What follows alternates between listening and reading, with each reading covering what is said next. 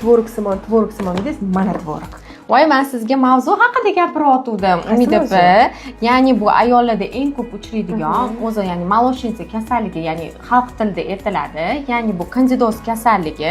Haqiqatan ham uni ajralmalari tvorogga o'xshaydigan bo'ladi. Agar ayollar bezovta qotgan bo'lsa, bilishadi, oqsimon eng ko'p, ya'ni nima deydi, tvorogga o'xshagan ajralmalar bezovta qiladi. Va uni tuzalishi juda ham qiyin hisoblanadi, chunki u achishish, qichishish bezovta qiladi.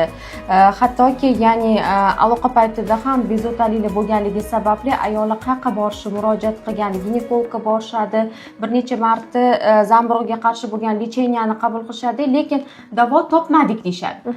Chunki nimaga? Imенно zamburug'lik kasalliklarning o'zi turi ko'p, ya'ni bizni uchraydigan o'sha дрожжевой грибокka ham bir nechta turlari bo'ladi o'zi. O'shaning uchun to'g'ri tashxis qo'yish uchun o'zi birinchi ekiladi. Mana shunaqa ajralmalar ekilganda to'g'ri, ya'ni o'sib chiqqan kulturasiga qarab bizni uni oti, familiya har bitta, ya'ni bakteriyani oti bo'lganda, zamburug'lik kasalliklarda ham o'zini oti, familiyasi bo'ladi. Mog'orlab ketgan-ku. Xuddi shunaqa mog'orlab o'sib chiqadi.